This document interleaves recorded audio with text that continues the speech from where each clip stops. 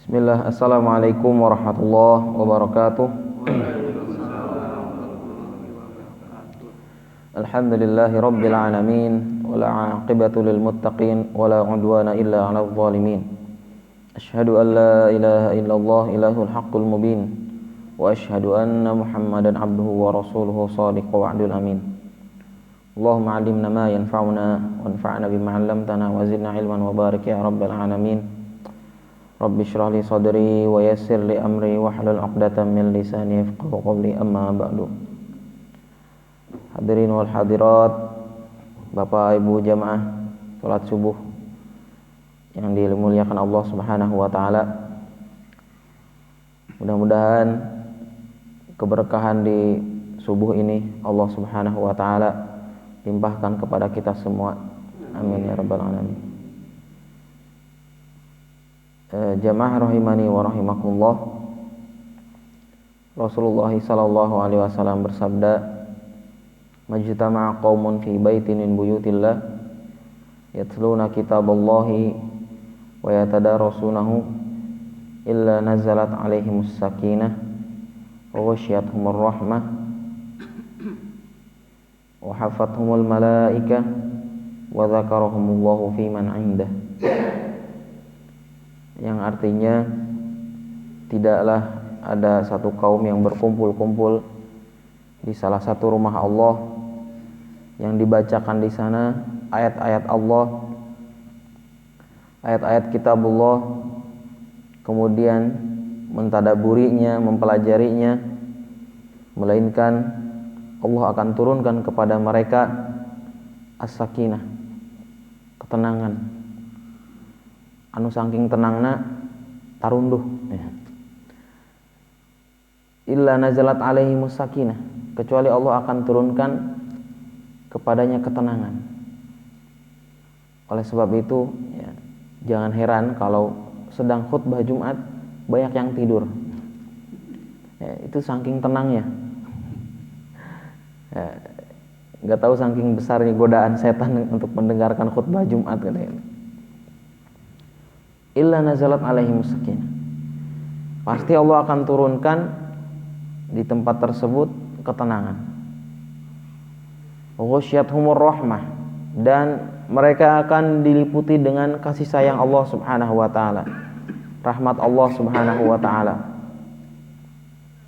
Wa hafathumul malaikah, mereka akan dikelilingi oleh para malaikat.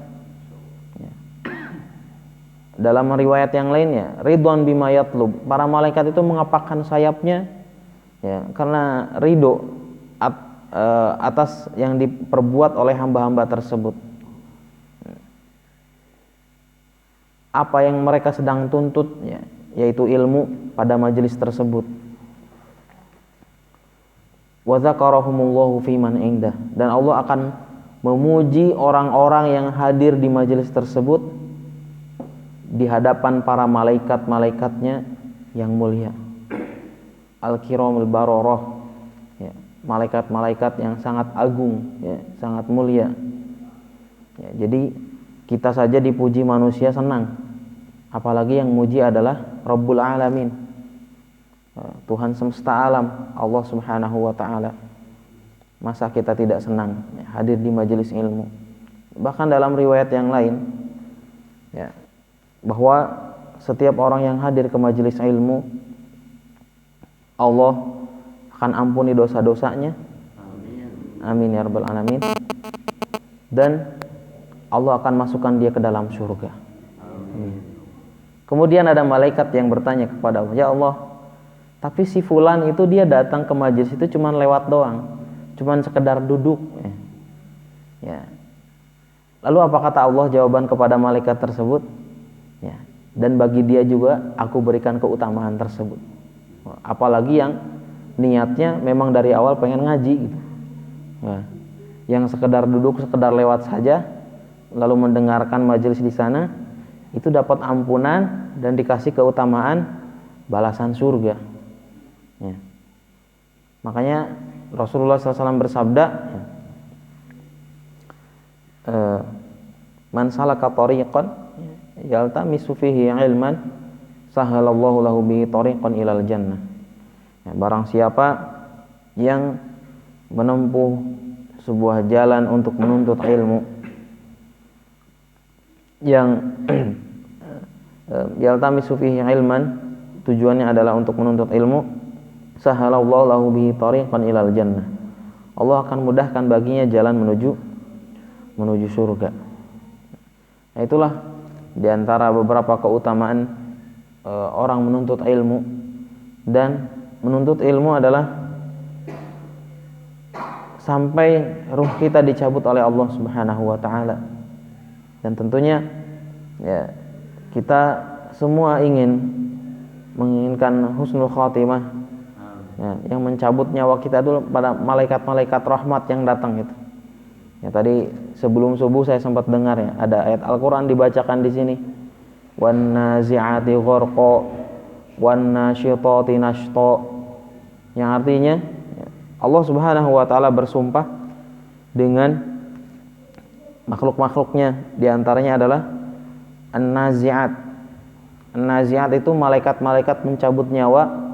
Gharqa, ada di antara malaikat pencabut nyawa itu yang mencabutnya dengan keras, yaitu malaikat-malaikat yang mencabut nyawanya orang-orang kafir, orang-orang tidak beriman. Wan nasyitati nashta, dan Allah bersumpah demi malaikat-malaikat yang mencabut nyawa dengan lembut. Nah, itu an-nasyitat. Maka malaikat pencabut nyawa itu rombongannya banyak. An-nazi'at itu kalimatnya jamak ya. Jamak, bukan tunggal gitu. Demi malaikat-malaikat yang mencabut nyawa, berarti kan banyak. Nah, dan ya, kematian itu pasti akan menghampiri kita semua. Tidak mengenal umur, gak pernah pamit ya. Intinya kita di dunia ini ya, hanya berusaha untuk meraih ridhonya Allah Subhanahu wa taala. Nah, di sisa-sisa waktu yang kita miliki, maka manfaatkanlah sebaik mungkin. Itu adalah kesempatan yang Allah berikan kepada kita semua. Dan ya, kesempatan itu adalah rezeki. Ya, rezeki yang belum tentu Allah kasih kepada orang lain. Ada orang yang seumur hidupnya tuh wah soleh gitu, baik. Lalu suatu ketika ya, dia malah ingin bermaksiat. Lalu Allah cabut nyawanya ketika dia bermaksiat. Nauzubillah. Ya. Makanya dalam hadis itu disebutkan ya, bahwa ada di antara orang-orang yang padahal antara dia dengan surga itu jaraknya tinggal sejengkal lagi. Fayasbiqu alaihil kitab fayamalu bi amali ahlin nari fayadkhuluha. Kemudian ya, takdir mengatakan dia harus berbuat ya, buruk pada akhir hayatnya, padahal dia sepanjang hidupnya tuh orangnya baik ya, orangnya soleh, rajin ibadah. Kemudian dia ingin bermaksiat kepada Allah Subhanahu wa taala ya, padahal antara dia dengan surga itu tidaklah melainkan hanya satu jengkal atau satu hasta saja. Kemudian dia bermaksiat, lalu dia mati ketika bermaksiat, kemudian dia masuk neraka. Dan ada di antara hamba yang seumur hidupnya untuk maksiat ya, berbuat dosa, kemudian di akhir hayat Allah kasih kesempatan dia untuk taubat. Nah, lalu tidaklah antara dia dengan neraka itu jaraknya melainkan hanya sejengkal. Di akhir hayat dia taubat, nah, kemudian dia berusaha ingin kembali kepada Allah Subhanahu wa taala, lalu takdir mendahuluinya, dia dicabut nyawanya oleh Allah Subhanahu wa taala, kemudian dia masuk surga. Dan itu dikisahkan oleh Rasulullah SAW bahwa ya, dulu ada orang yang telah membunuh 99 orang. Ya, barangkali kita semua sudah dengar kan ya. Nah, kemudian ya, dia bertobat, meninggalkan lingkungannya yang dulu penuh dengan maksiat. Ya, belum nyampe ke tempat dia hijrah, ke tempat yang baru yang lebih baik, bergaul dengan orang-orang yang soleh. Ya, ternyata Allah menakdirkan dia dicabut nyawanya. Ya, belum ngapa-ngapain, baru niat yang baik, ternyata Allah Subhanahu wa taala kasih rezeki dia masuk surga. Nah, oleh sebab itu ya, kesempatan itu adalah rezeki dari Allah Subhanahu wa taala. Nah, dalam sebuah hadis, kalau nggak salah riwayat Tirmidzi, Rasulullah SAW bersabda, man sarrahu ayyakuna aqwan nasi falyatawakkal 'ala Allah. Barang siapa yang dirinya menginginkan, dirinya suka menjadi orang yang paling kuat, maka bertawakallah kepada Allah. Menyandarkan semua urusannya kepada Allah Subhanahu wa taala, menyerahkan seluruh urusannya kepada Allah Subhanahu wa taala. Wa man sarrahu ayyakuna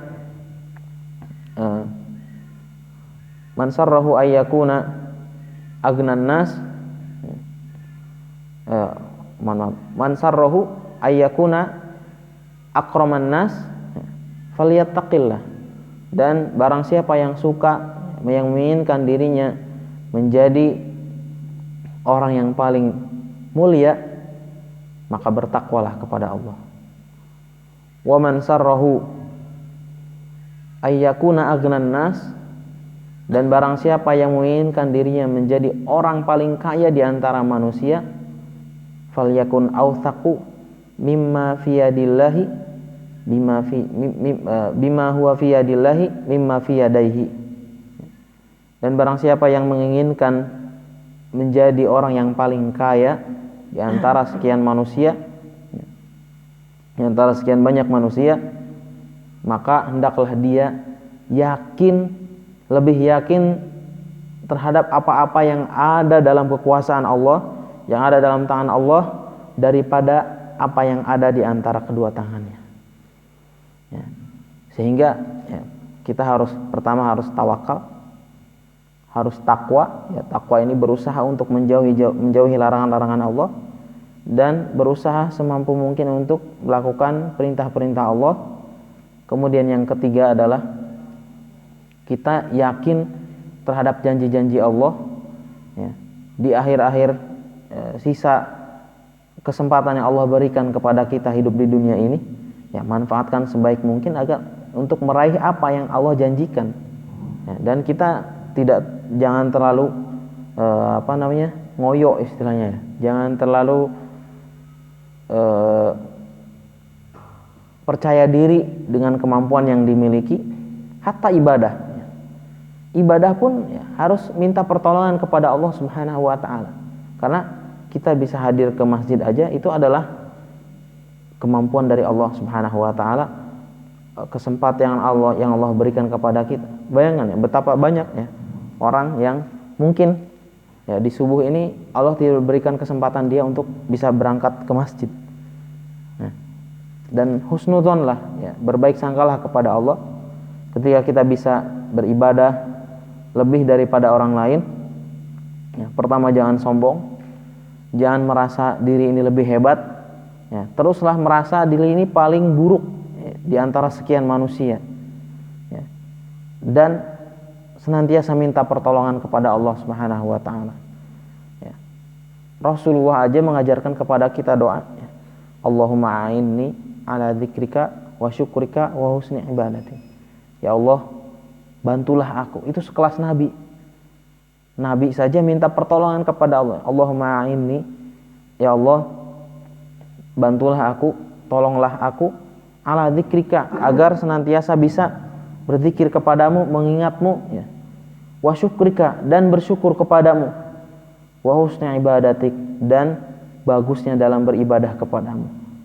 Rasulullah, ya, kalau seandainya Allah tidak berikan kekuatan kepada beliau, ya, Rasulullah tidak akan mampu beribadah, sholat semalaman, ya, sholat semalaman sampai kakinya bengkak. Ketika ditanya, wahai Rasulullah, alaysa qad ghafarallahu laka ma taqaddama min dzambika wa ma ta'akhkhar. Wahai Rasulullah, bukankah Allah telah mengampuni dosa-dosamu yang telah lalu dan yang akan datang, tapi kau masih sholat semalaman sampai kakinya bengkak? Lalu apa jawaban Rasulullah SAW? Afala akuna abdan syakura. Tidakkah aku menjadi hamba yang bersyukur? Nah, di antara amal-amal soleh yang kita kerjakan adalah di antaranya merupakan bentuk syukur kita kepada Allah. Ya Allah, saya masih diberikan kesempatan, saya mau ibadah, beramal soleh, yang mau berbuat baik dalam rangka apa? Mendapatkan ridhonya Allah Subhanahu wa ta'ala. Kalau kita sudah dapatnya ridhonya Allah Subhanahu wa ta'ala, Allah akan kasih semua yang kita minta, semua yang akan kita milik, yang kita inginkan dari Allah Subhanahu wa ta'ala. Dan wala ta'jaz, jangan kita berputus asa. La taqnatu mir rahmatillah, jangan kita putus asa daripada rahmat Allah. Innallaha yaghfiru dzunuba jami'a, sungguhnya Allah Subhanahu wa ta'ala akan mengampuni dosa-dosa semuanya. Ya, selama kita masih diberikan kesempatan untuk bertaubat, untuk istighfar, untuk kembali kepada Allah Subhanahu wa ta'ala, innallaha yaghfiru dzunuba jami'a, sungguhnya Allah Subhanahu wa ta'ala mengampuni dosa seluruhnya. Ya, terkadang kita putus asa dari pertolongan Allah Subhanahu wa ta'ala di saat-saat kita sangat membutuhkan. Ya, teruslah berdoa kepada Allah. Barangkali Allah belum mengabulkan keinginan kita karena Allah itu masih senang mendengar doa-doa kita. Bisa jadi seorang hamba setelah dikabulkan permintaannya oleh Allah Subhanahu wa ta'ala, doanya langsung berhenti. Ya, tidak lagi semangat misalkan tahajud, ya, di pertengahan malam minta kepada Allah. Karena ya itu kan bentuk keseriusan seorang hamba meminta hal yang dia inginkan dari Allah Subhanahu wa ta'ala. Namun setelah Allah kabulkan doanya, bisa jadi hamba tersebut apa? Gak sholat lagi, gak berdoa lagi, tidak segetol, tidak serajin sebelum Allah kabulkan doanya. Jadi husnudzonlah kepada Allah meskipun doa kita belum diijabah. Dan nanti di hari kiamat ada orang-orang yang ya, dia kaget mendapat pahala yang besar-besar seperti gunung. Dia bertanya, ya Allah, dari mana pahala-pahala ini? Lalu Allah ngasih tahu kepada dia bahwa itu adalah doa-doanya yang dulu belum dikabulkan ketika di dunia. Nah, kadang pertolongan Allah itu memang datangnya di detik-detik terakhir, di injury time istilahnya. Nabi Ibrahim ketika disuruh menyembelih anaknya Nabi Ismail, dia nggak pernah tahu kalau Nabi Ismail akan digantikan dengan sembelihan yang besar, diganti dengan domba. Itu sekelas Nabi, dan apalagi kita itu harus yakin bahwa pasti Allah akan menolong, dan itu janji Allah. Wa kana haqqan alaina nasrul mu'minin, adalah hak bagi kami menolong orang-orang yang beriman. Nabi Musa ketika disuruh pergi oleh Allah Subhanahu wa ta'ala bersama Bani Israel menuju laut, gak pernah tahu kalau lautan itu akan terbelah jadi dua. Dan sebab-sebabnya ditempuh. Harus kabur dulu. Ya. Allah mengajarkan kepada hamba-hambanya, hatta kepada Nabi, ketika ini mendapatkan pertolongan Allah, ya sebabnya ditempuh. Ya, harus sebabnya ditempuh. Harus kabur dulu, ya, lari dulu, ya. Kemudian ketika lautan juga kan harus dipukul dulu pakai tongkatnya Nabi Musa. Ya, tidak serta-merta langsung Allah kasih, wah selamat gitu. Padahal mampu aja bagi Allah Subhanahu wa ta'ala ketika itu Firaun langsung mati misalkan. Allah itu maha mampu, tapi Allah ingin mengajarkan kepada hambanya ketika ingin mendapatkan karunia dari Allah, keutamaan dari Allah, ya harus ditempuh sebabnya. Ya, ketika kita ingin surga harus ditempuh sebabnya dengan banyak ibadah, ya, banyak beramal soleh, ya, banyak berbuat baik, ya, silaturahmi, ya, kemudian banyak sodako dan seterusnya. Ya, barangkali itu yang bisa disampaikan pada pagi hari ini. Mudah-mudahan bermanfaat, dan mohon maaf ini sudah lebih dari 7 menit kayaknya. Saya akhiri majelis subuh ini dengan doa kafaratul majelis. Subhanakallahumma bihamdika asyhadu an la ilaha illa anta astaghfiruka wa atubu ilaik. Assalamualaikum warahmatullahi wabarakatuh. Waalaikumsalam.